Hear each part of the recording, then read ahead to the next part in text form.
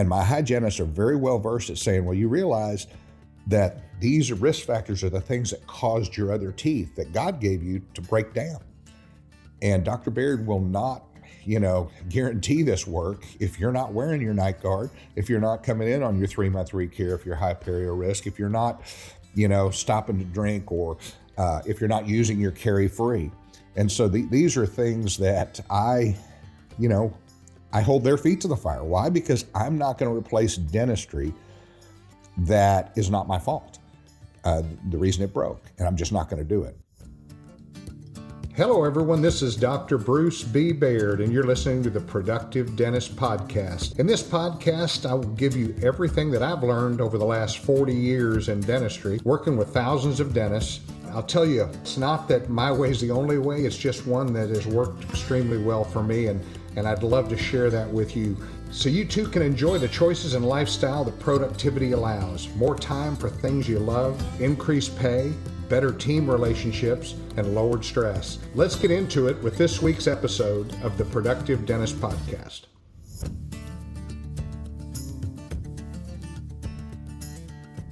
Hello, this is Dr. Bruce Baird again of the Productive Dentist Podcast. We're going to continue today with the risk factors and the things that I work with my patients on so that they understand that it's their problem, not mine.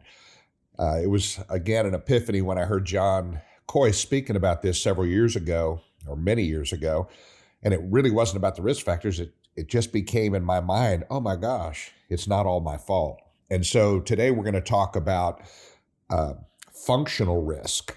And functional risk are those patients that are grinders, clenchers, that carry their stress with their teeth and the muscles related to that. I always ask the question during seminars, I go, how many of your patients do you think need to be wearing occlusal guards? And I have answers from everyone to 90%. I don't know what the actual statistic is. I just know that if you just look at the amount of anti-anxiety medications that people are taking and weight gain that people are seeing across the world, and in particular in the United States. And what does that have to do with anything? Well, that's one of the other risk factors that I'll talk about, which I call physiologic risk. But when I'm looking at these cases, and you see severe wear, these patients can have all types of symptoms, and it can be from TMJ pain to limited opening, and we use a couple of different types of appliances when we're talking about patients who are bruxers. The NTI, which many of you are familiar with, I've had very good success for migraine sufferers by using an NTI.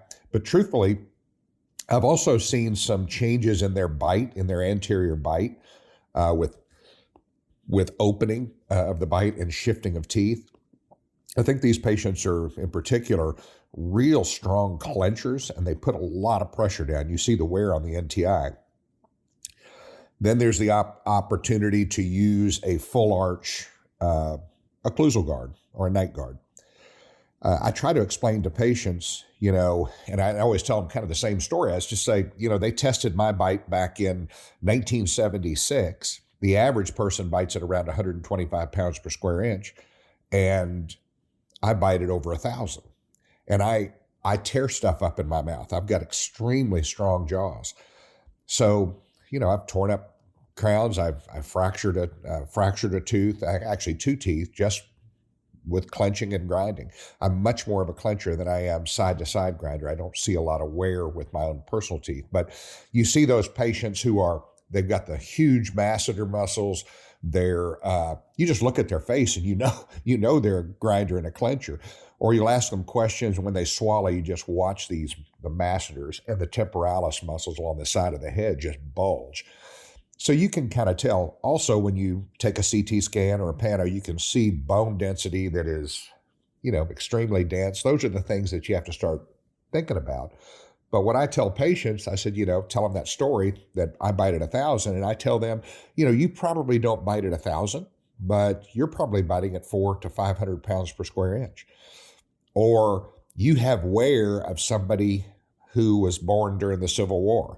In other words, if you were alive for 150 years, that's how much wear you have on your teeth. And it's taken many years for you to grind through the hardest substance in the body, which is enamel, but now you're into the soft part of the tooth.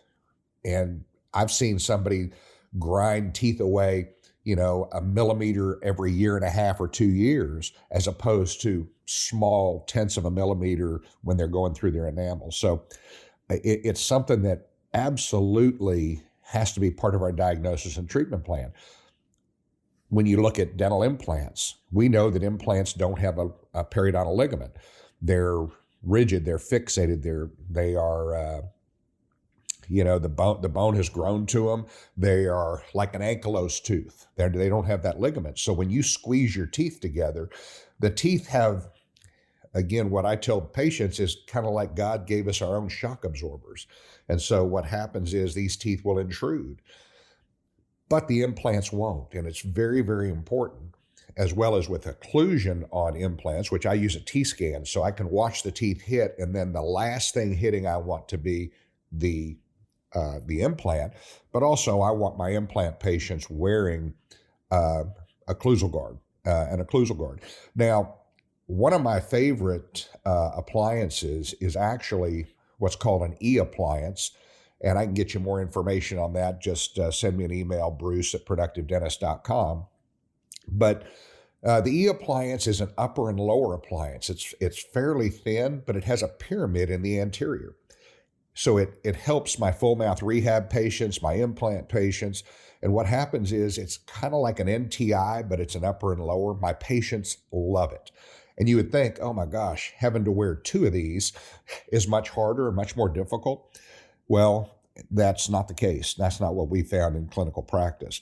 So by them wearing the NTI, an NTI modified, which would be full arch upper and lower with a pyramid in the front, which is adaptable to when they go into protrusive or when they bring their jaw back in, retrude it, they're always touching on that pyramid. So they're given pretty much free rein, but also the teeth are fixed and they're not moving around. So that is something that has become extremely beneficial for my patients. I charge about double what I charge for a regular occlusal guard. But when we're doing full mouth rehabs or they have TMD problems or TMJ issues, I really like that appliance.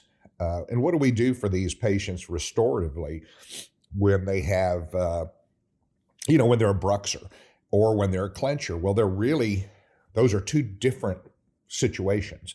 The bruxer is that one that you see, they may have had cuspid rise at one point in time, but now all of a sudden those cuspids are just getting wiped out.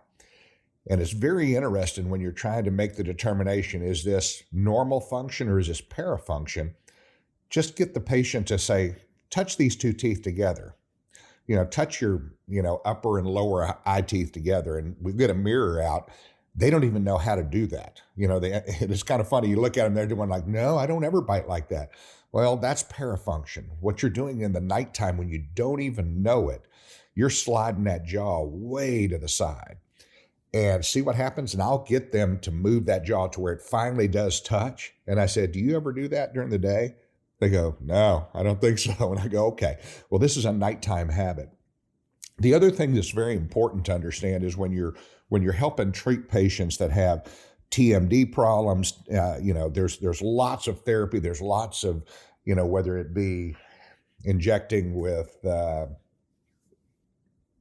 different materials. I'm trying to think of what it is, but anyway, when you're doing that, or you're having them in appliance therapy, sometimes it's an occlusion related. I will always take these folks and put them on the T-scan and try to find out, are they hitting predominantly in one area or more on one side than the other?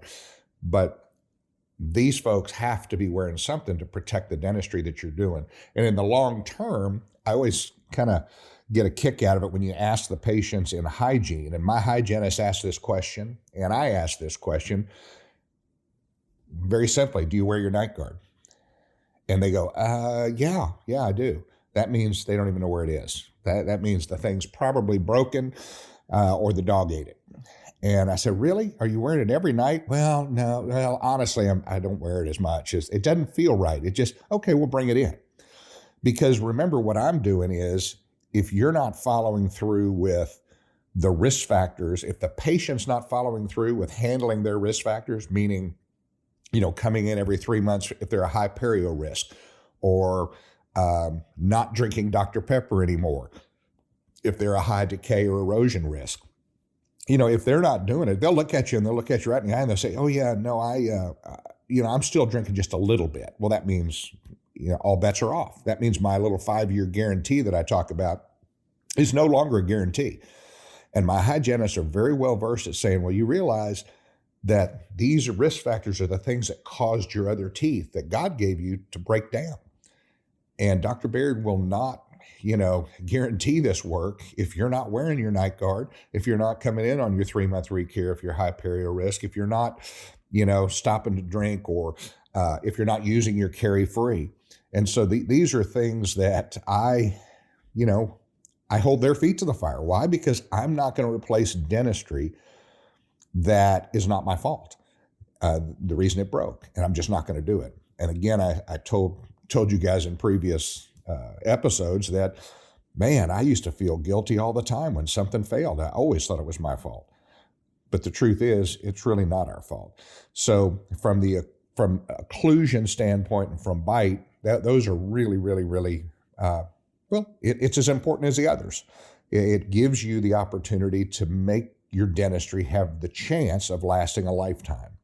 Because if you eliminate these risk factors, there's no reason why your dentistry shouldn't last a lifetime. And our patients, they're frustrated. They're frustrated. They've been going to dentist here, a dentist there, and a dentist here, but they've had a whole lot of different advice given. But most of the time, it's usually an engineering solution. Yes, I can fix it. No, I can't. But not a lot of discussion about whose problem it is. And I think we're missing the boat there greatly. The other thing that when I see somebody who's got severe wear, another thing hits me is this patient apneic? Are they having trouble when they're sleeping? Because you'll see wear on folks who are, in particular, I'll see it in the anterior, where they're shoving their jaw forward at night, trying to get oxygen, trying to get air. And you'll see a pattern like that. I'll also see significant erosion on the posteriors. That's when they're gasping for air, the epiglottis pops and you're getting stomach acid, which is tending to kind of pool around the posteriors. So I'm looking for these signs and symptoms. I also look at the patient and I look at them and say, yeah, they have a 17.5-inch neck, more than likely, maybe an 18. They're a big person. That doesn't mean 100% sure they have apnea, but those are the type folks that if you ask them a simple question, do you snore at night? And they say yes.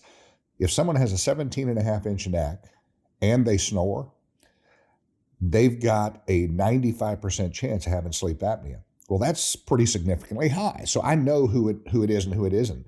If it's a female, most females are going to be after menopause, but if they've got a large neck and I'm seeing wear, and I will begin the process of talking to them about apnea, which is the 5th risk factor, and I'll be talking about that in a future podcast. So, just remember, how many of your patients need occlusal therapy or an occlusal guard or something? I would say that we're probably way behind on getting people taken care of. I've had patients that have consistently worn their occlusal guard for 25 years. We've replaced them, and those patients can't live without them.